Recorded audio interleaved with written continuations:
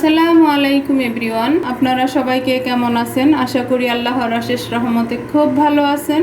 আমিও আপনাদের দোয়া আলহামদুলিল্লাহ ভালো আছি।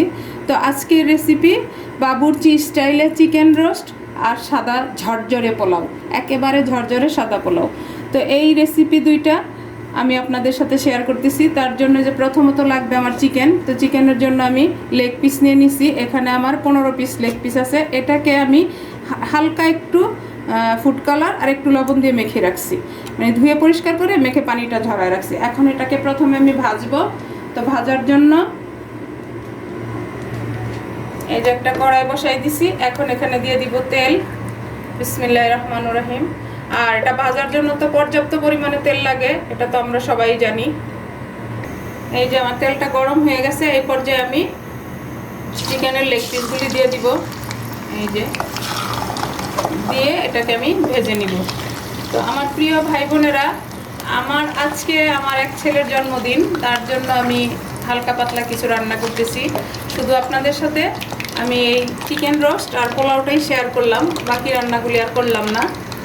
তো আপনারা আমার সাথেই থাকবেন এবং আমার ছেলের জন্য সবাই দোয়া করবেন ওর জন্য।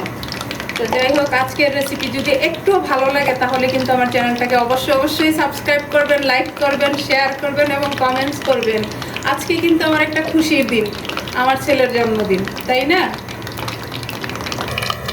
এই যে দেখেন আমার প্রিয় ভাই বোনেরা, আমার চিকেন লেগ পিসগুলো ভাজা হয়ে গেল।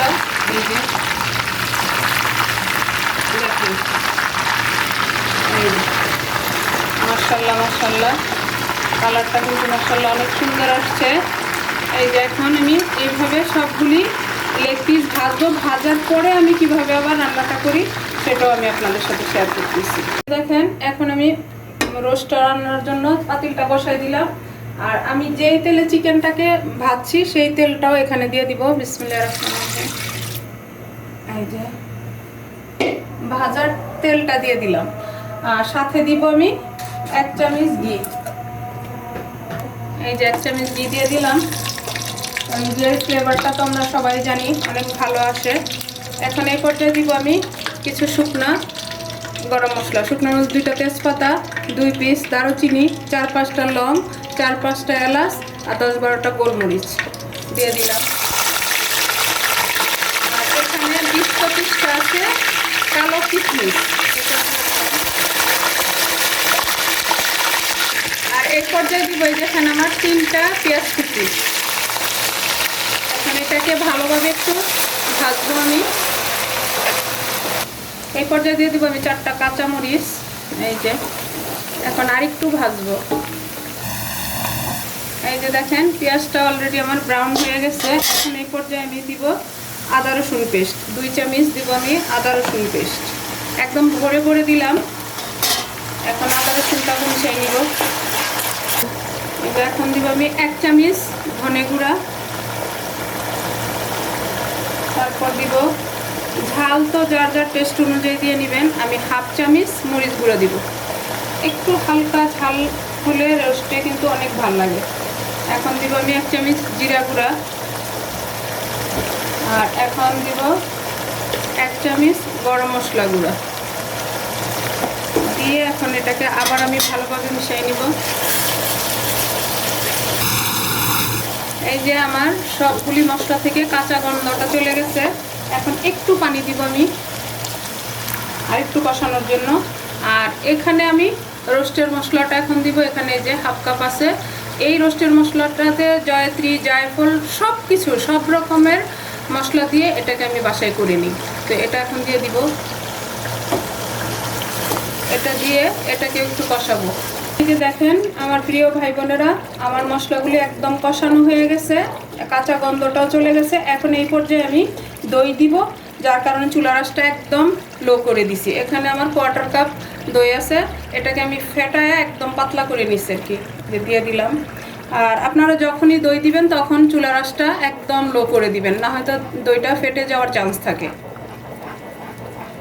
এই যে দইটা দিয়ে আমার মেশানো হয়ে গেল। এই পর্যায়ে দিয়ে দিব আমি স্বাদ মতো লবণ আর 1 চামচ চিনিটা দিব রোস্টটা স্বাদটা একটু ব্যালেন্স করার জন্য। এই যে এখন আমি পর্যায়ে দিয়ে দিব আমি চিকেনের লেগ পিসগুলো। এই যে দেখেন আমার প্রিয় ভাই বোনেরা, দিয়ে দিলাম। এখন এটাকে হালকা একটু কষাবো মশলার সাথে। আর এই যে এখানে আমি মেজারিং কাপে 1 কাপ দুধ নিয়ে নিছি। বাবুর্চিরা কিন্তু এই গুঁড়া দুধটা দিয়েই রোস্টটা রান্না করে, তাহলেই অনেক টেস্ট হয়। তো এখন আমি এই দুধটাকে গোলায় নিব। এই যে দেখেন আমার প্রিয় ভাই বোনেরা, মশলার সাথে আমার চিকেন লেগ পিসগুলি কষানো হয়ে গেল। তো আমার আজকের এই রেসিপিটা আমি এমনভাবে আপনাদের সাথে শেয়ার করলাম যাতে একদম ইজি ওয়েতে এই বাবুর্চি স্টাইলে চিকেন রোস্টটা করে নিতে পারেন। যাই হোক, আজকের এই রেসিপি দুইটা যদি একটু ভালো লাগে তাহলে আমার প্রিয় ভাই বোনেরা আমার চ্যানেলটাকে লাইক, শেয়ার, কমেন্ট সব কিছু করবেন। একেবারে এক চান্সে বলে দিলাম, সব কিছু করবেন, তাই না আমার প্রিয় ভাই বোনেরা? আর যারা নতুন তাদেরকে আমার চ্যানেলে স্বাগতম, যারা পুরানো তাদেরকে অসংখ্য ধন্যবাদ। আর পুরানো ভাই বোনেরা প্লিজ আমার চ্যানেলটাকে অন্তত একটা করে লাইক দিয়ে যাবেন। এই পর্যায়ে দিয়ে দিব গুঁড়া দুধটা যে আমি গলায় রাখছি সেটা। এই যে হাফ দিলাম। এখন দেখবো আমি আর একটু লাগবে কিনা। হ্যাঁ, লাগবে। বাকিটুকু দিয়ে দিলাম। দিয়ে এখন এটাকে প্রথমে একটা বলক নিয়ে আসব। বলকটা চলে আসার পরে আমি এটা অন্য চুলাতে বসাই দিয়ে এখানে আমি পোলাওটা রেডি করে নিব। আর প্লিজ আমার ফেসবুক পেজে যেই ভাই বোনেরা দেখতেছেন তাদের উদ্দেশ্যে বলি, আপনারা আমার পেজটাকে লাইক, শেয়ার, কমেন্টস করে দিবেন। এই বোনটার পাশেই থাকবেন প্লিজ প্লিজ। এখন এটাকে আমি ঢেকে দিব। ঢেকে আমি বলক নিয়ে আসব। এই যে দেখেন, মাশাআল্লাহ মাশাআল্লাহ, এত সুন্দর ফ্লেভার আসতেছে। এই যে আমার রোস্টটা বলক চলে আসছে। এখন এই পর্যায়ে দিয়ে দিব আমি 10-12টা কাজু বাদাম পেস্ট করে রাখছি। বাদাম পেস্টটা দিয়ে দিব। এই যে বাদাম পেস্টটা আমি মিশিয়ে দিলাম। এখন দিব হলো 6-7টা আলু বোখারা। এই যে আমার ছেলে মেয়েদের বার্থডেতে ওরা কিন্তু বিকেলে সব বাহিরে গিয়ে হোটেলে খাবে, সবাই আমার ফ্যামিলির সবাই। কিন্তু যত কিছুই হোক না কেন ওদের মায়ের হাতের রোস্ট পোলাও চাই। যখনই যার বার্থডে হবে বাস আগেই রোস্ট পোলাওয়ের জন্য রেডি হয়ে থাকবে। জাম্মুর হাতের রোস্ট পোলাও প্রথম খাবো, তারপর বাহিরেরটা।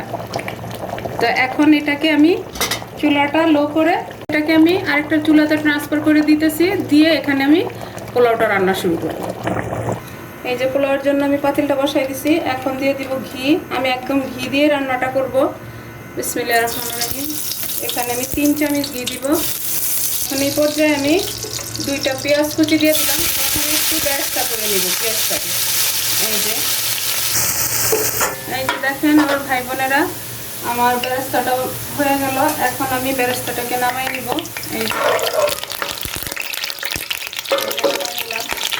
এই পর্যায়ে আমি কিছু গরম মশলা দিয়ে দিব। এই যে এখানে 4টা তেজপাতা, আর এখানে চামিচে মাপলে 2 চামচ হলো কিশমিশ, তারপরে 6-7টা হলো লং, 6-7টা হলো এলাচ, আর ছোট ছোট 3-4টা দারুচিনি। এখন এটা দিয়ে দিব। এই যে দেখেন এটা একটু ভেজে নিলাম। এখন দিব আমি চাল। এই যে এখানে আমার চিনি গুঁড়া চাল আছে 2 কিলো চাল দিয়ে দিলাম এখানে। এই যে চালটাকে একটু ভাজবো। এই চালটা কিন্তু আমি ধুয়ে পানিটা ঝরায় রাখছি।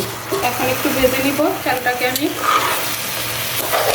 এই যে দেখেন আমার প্রিয় ভাই বোনেরা, আমার পোলাওর চালটা কিন্তু অলমোস্ট ভাজা হয়ে গেছে। এখন এই পর্যায়ে দিয়ে দিব আমি স্বাদ মতো লবণ। আর পোলাওর মতো তো বারবারই আমি বলছি বা দেখাইছি, যতটুকু চাল তার ডাবল পানি দিতে হবে। এই যে এখন স্বাদ মতো লবণটা দিয়ে দিলাম। আর এই যে চালটা ভাজা হলে তো শন একটা আওয়াজ আছে। এই যে দেখেন, প্লিজ আমার ভাই বোনেরা আপনারা কোনো অকেশনে বা কোনো মেহমানদারিতে আমার রেসিপিটা ফলো করে বানিয়ে নিতে পারেন। ইনশাল্লাহ সবাই খুশি মনে খাবে এবং আপনাকে জিজ্ঞেস করবে যে কোন বাবুর্চির থেকে আপনি এই রান্নাগুলি শিখছেন বা রেসিপিটা নিয়ে আসছেন। এটা আমার ইনশাআল্লাহ আশা। দিয়ে দিব আমি পানিটা, যে চালটাকে আমি এই পানির সাথে মিশাই দিব। আর আপনাদের এই লবণ চেক করার একটা টিপস বলি, সেটা হলো এখন এই যে পানিটা একটু মুখে দিলে যখন দেখবেন লবণটা অনেক বেশি লাগতেছে, তখন বুঝতে পারবেন যে একদম পারফেক্ট হবে পোলাওটা। কারণ এই পানিটা এখন লবণটা কটা লাগবে, একটু বেশি লাগবে। আর যদি দেখেন যে এই পানিটা লবণ কম, তখন একটু দিয়ে দিবেন। তো এখন এটাকে আমি বলক নিয়ে আসবো প্রথমে, এই যে ঢেকে দিলাম। আর এখন কিন্তু আমার চুলার আঁচটা হাই ফ্লেমে আছে। এই যে দেখেন আমার প্রিয় ভাই বোনেরা, আমার পোলার চালটা বলক চলে আসছে। এই যে এখন আমি একটু নেড়ে দিব। এই নাড়াটাই শেষ, আর আমি নাড়বো না, কারণ বেশি নাড়লে কিন্তু পোলার চালটা বা ভাতটা নষ্ট হয়ে যায়, ভেঙে যায়। আর আমার ভাই বোনেরা, মনে হচ্ছে যেন একটা কোনো বিয়ে বাড়ি, এরকম একটা সেন্ট আসতেছে। প্লিজ আমার রেসিপিটা ফলো করে একবার বানান। এখন এই পর্যায়ে দিয়ে দিব আমি 10-12টা কাঁচামরিচ দিয়ে কিছু ভিতরে ঢুকাই দিলাম, কিছু উপরে আছে। এখন এটাকে ঢেকে একদম চুলার আঁচটা লো করে আমি 15 থেকে 20 মিনিট এটা দমে রাখবো। এই যে লো করে দিলাম, 15 থেকে 20 মিনিট এখন অপেক্ষা করব। এই যে দেখেন আমার প্রিয় ভাই বোনেরা, এখন আমি দেখবো পোলাওটা তো দমে বসাই দিছি, এখন দেখবো রোস্টটা কেমন হলো। দেখেন মাশাল্লাহ মাশাল্লাহ আমার রোস্টটা অলমোস্ট হয়ে গেছে। এখন এই পর্যায়ে আমি 4-5টা কাঁচামরিচ উপর দিয়ে দিব। এটা ঝাল ছড়াবে না। আর দিব হলো 1 চামচ করে কেওড়া জল, 1 চামচ গোলাপ জল, কারণ এটা না দিলে তো অথেন্টিক যে বাবুর্চির রোস্ট পোলাও সেন্টটা আসবে না। দিলাম কেওড়া জল, এখন দিব গোলাপ জল। এই যে দিয়ে দিলাম। এখন 1 চামচ ঘি উপর দিয়ে দিব। ফ্লেভারটা যাতে একেবারে বিয়ে বাড়ির বাবুর্চিদের হাতের রোস্টের ফ্লেভারটা পাওয়া যায়। এই যে মাশাল্লাহ মাশাল্লাহ। এখন এর উপর সামান্য একটু পেঁয়াজ বেরেস্তা দিয়ে দিব। আর আমার প্রিয় ভাই বোনেরা, পোলাও রান্নার সময় যদি এই প্লেন পোলাও বা সাদা পোলাওটা রান্নার সময় যদি আপনারা পেঁয়াজ বেরেস্তাটা ওই ঘিয়ের মধ্যে বা তেলের মধ্যে ভেজে ওই ভাজা তেলে পোলাওটা রান্না করেন, ওই পোলাওটার সেন্ট কিন্তু অনেক ভালো আসে। এখন এটাকে ঢেকে দিব, ঢেকে আমি চুলাটা অফ করে দিব। আমার রোস্ট হয়ে গেল, এখন পোলাওটা হওয়া পর্যন্ত অপেক্ষা করব। এই যে দেখেন আমার প্রিয় ভাই বোনেরা, আমি 20 মিনিট পরে আসলাম। মাশাল্লাহ মাশাল্লাহ ঝরঝরে একটা পোলাও রান্না হয়ে গেল আমার। দেখেন মাশাল্লাহ একেবারে ঝরঝরা। দেখেন তো আজকে আমি ওই রকমভাবে সার্ভটা করতে পারবো না, যেহেতু আমার ছেলেকে নিয়ে সবাই একসাথে বসে খাবে। তো এখন তারপর আমি হালকা পাতলা একটু সার্ভ করে আপনাদের সাথে শেয়ার করব। তো প্লিজ আমার ভিডিওটা যদি ভালো লাগে আমার পাশেই থাকবেন আপনারা। এই যে হয়ে গেল আমার ঝরঝরা সাদা পোলাও। এখন এর উপরে আমি বেরেস্তাটা দিয়ে দিব। এই যে দেখেন লুকটা মাশাল্লাহ মাশাল্লাহ। এখন এটা ঢেকে দিব, ঢেকে আমি চুলাটা অফ করে দিব। অফ করে আমি এখন সামান্যভাবে একটু সার্ভ করে আপনাদের সাথে শেয়ার করতেছি যে আমার আজকের রান্নাগুলি কেমন হলো। এই যে দেখেন আমার প্রিয় ভাই বোনেরা, আমি পুরোপুরি সার্ভ করে দেখালাম না, আজকে অল্প একটু সার্ভ করেই দেখালাম, যেহেতু আমার ছেলের বার্থডে, সবাই একসাথে খাবে। তো এখানে আপাতত দেখাইছি খাসির মাংস, রোস্ট, পোলাও আর ডিম ভুনা। আমাদের মানে পোলাওয়ের সাথে এই ডিমটা লাগবেই। আর আমি ডেজার্ট আইটেমও করছি, তো সেটাও আর শেয়ার করলাম না। তো যাই হোক, কার কার আজকের আমার রেসিপিগুলো ভালো লাগলো প্লিজ আমাকে কমেন্টসে জানাবেন এবং আমার পাশেই থাকবেন। আর সবার কাছে আমার ছেলের জন্য দোয়া চাই, আমার ছেলের জন্য দোয়া করবেন সবাই। তো আজকে আমার বাবুর্চি স্টাইলে চিকেন রোস্ট আর সাদা পোলাও, ঝরঝরে সাদা পোলাও বানানোটা শেষ হয়ে গেল। আমি আপনাদের কাছ থেকে বিদায় নেব, আবার নতুন কোনো রেসিপি নিয়ে আসবো। আল্লাহ হাফেজ।